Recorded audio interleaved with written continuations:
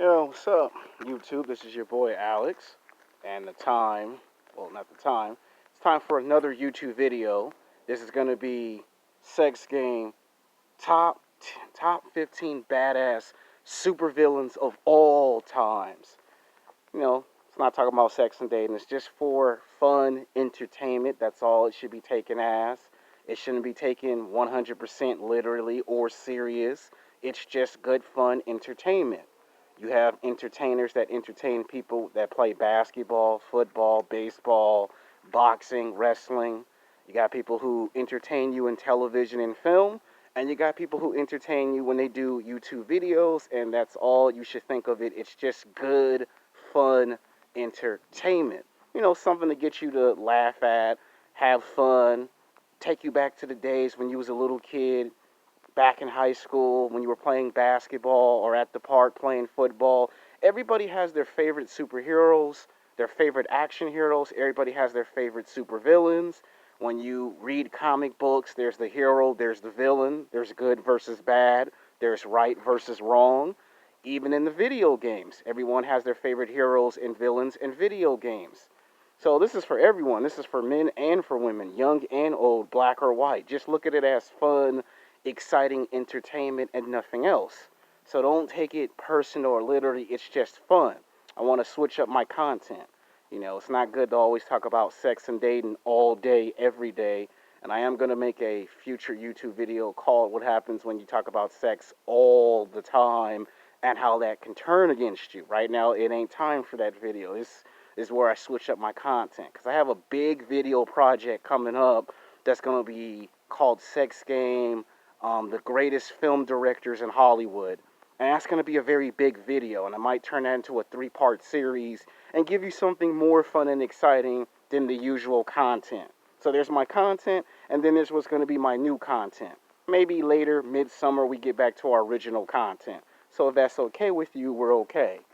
Some of you are okay with it, some of you are not okay with the direction that I'm taking my content. But either way, that's a part of life. Some people like it, some people don't. Ain't nothing I can do. It's like when my mom used to tell me, you can't make everybody happy. So on with the video appreciation. Alright, coming in at number 15 is Ares, the God of War. He is by far one of the greatest super badass villains because he does things that most conventional villains don't do. Like, he doesn't just use his powers because he is the son of Zeus and he is the half-brother of Hercules. My version of Ares, the God of War, is from the 1990s television show Hercules, the Legendary Journey, because he does have powers of a god, and he does everything that most supervillains do. The reason why he's one of the greatest super badass villains is because he tricked Xena, the warrior princess, not once, he tricked her twice. And she also had his child, and they had a daughter. That's how cold Ares is. Like when Ares wants something, Ares gets something. And he doesn't care what he has to do or who he has to use to get it. And he even plotted against his own brother Hercules on 10 different occasions. And has actually fought his brother Hercules. Most of the time he fights, the fights end in ties. And then there's that one episode where Ares and Hercules was forced to team up for the first time together to fight a monster. Because the monster was going to kill humans and gods, and it forced Ares to have to turn to the side of good when normally he would never do that. And then after they fought the monster, he went back to back to being a bad guy. Now there are other episodes where in Xena's TV show he does come off as an anti-hero. He does kind of see the errors in his ways, but he only does it because it's Xena. When it comes to Hercules, he'll fight his brother all day, every day. When it comes to his father Zeus, he'll fight all day, every day. But when it comes to a beautiful, attractive woman, which, by the way, that's his number one weakness, women, especially Xena. If you've ever seen the television show Xena, the Warrior Princess in the 1990s, it seems that only when it comes to Xena, then he'll stop doing bad stuff. So you mean to tell me it took a warrior princess to actually make you stop trying to, do bad stuff? That's amazing. So that's why he's on this list. Some of you may agree, some of you might actually disagree. Alright, coming in at number 14 is Thanos from the Avengers movies. Now, some of you are probably like, why is the biggest, baddest, badass supervillain of the Marvel Cinematic Universe placed at number 14 when he should be placed on the list much higher than this? Well, it's because he's half internal. He's half alien and half immortal. He's a part of the Internals. And they are making a live action movie that's been postponed for another year and a half where we're going to see a younger version of Thanos. Well, the reason why he's placed at number 14 is because it took almost all the movies in the Marvel Cinematic Universe just to see what he can actually do. Like, from the time you see him on screen at the end credits of the first Avengers movie, you just see him smile, and that's it. Then you have to wait until the second Avengers movie, where he got the Infinity Gauntlet with no Infinity Stones, right? And you just see him again at the end credits say, fine, I'll do it myself. And then it's not until we see him again in Guardians of Galaxy, what is he doing? Just sitting there giving orders, and he ain't doing anything. And then it ain't until we get to Thor Ragnarok, where finally now he wants to make his move, and then it goes into Avengers Infinity War and Endgame, where we see two different versions of Thanos. The one we got was like past his prime. He was a little older. He needed to be motivated. And we didn't see him do much fighting in the first half of Avengers Infinity War. And that was like by far the biggest complaint that everybody had. Like, it took almost the whole movie to actually see him fight. And when he did fight, you know, he had respect for Tony Stark, Iron Man, and Captain America. And those were the only two times he actually beat someone. Of course, there's the sequence where he just knocks out the Hulk. So he beats three of the best fighters, and then of course he has his fight with Thor.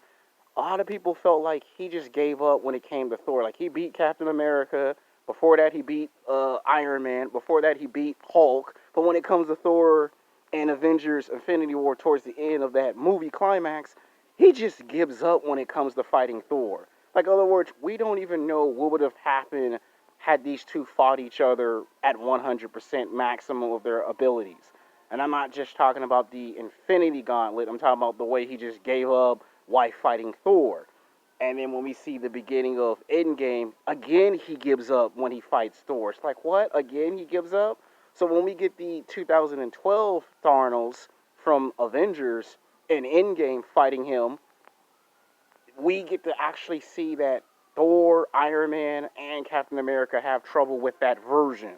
And some people felt that's the version we should have got for two movies instead of giving us two different versions. Hopefully when they bring him back, they just stick with that version. Like, I like the second version because it's Warrior Thanos and he's badass. And he actually does more fighting than just talking. Like, the first version, I felt talked too much. I'm just telling you my honest opinion on why he's lowered on this list. See, I like my villains to talk, but I like my super badass villains to actually portray action to show why they're badass. You can't be badass for all these movies and not actually do something. Like, he did do something when it came to it, but the way they did Avengers Infinity War, he needed the motivation to do something, where Warrior Thanos doesn't need no one to motivate him because he's already motivated. So that's the reason some of you might actually be already upset with where he's been placed at. Can't make everybody happy. Coming in at number 13 is Agent Smith from The Matrix. He's one of my all-time badass supervillains.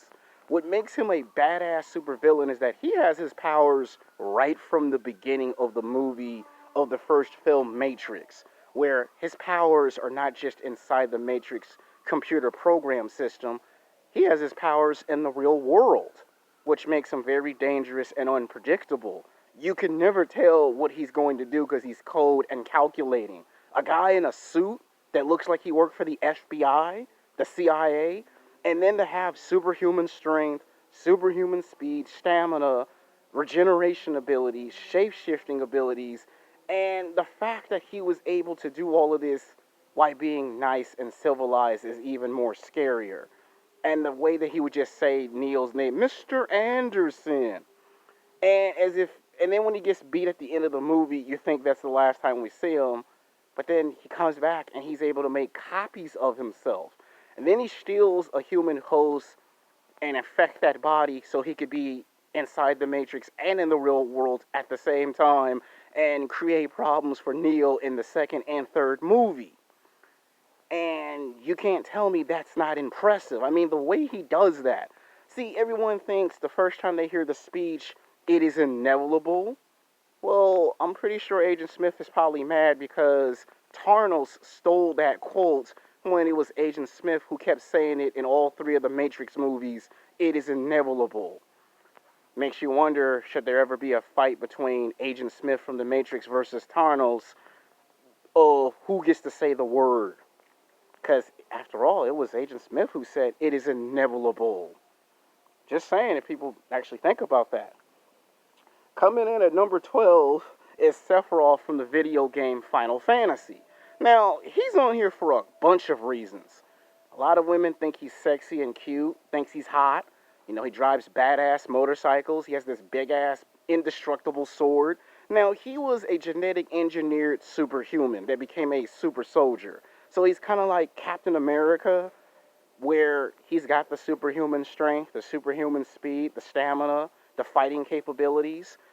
And when an alien spacecraft crashed on planet Earth, he gets infected by it and end up becoming a super-powered super soldier who turns against the scientists and fights and becomes obsessed with immortality. Yeah, and suffers from a split personality disorder. And then they had to create clones of him to fight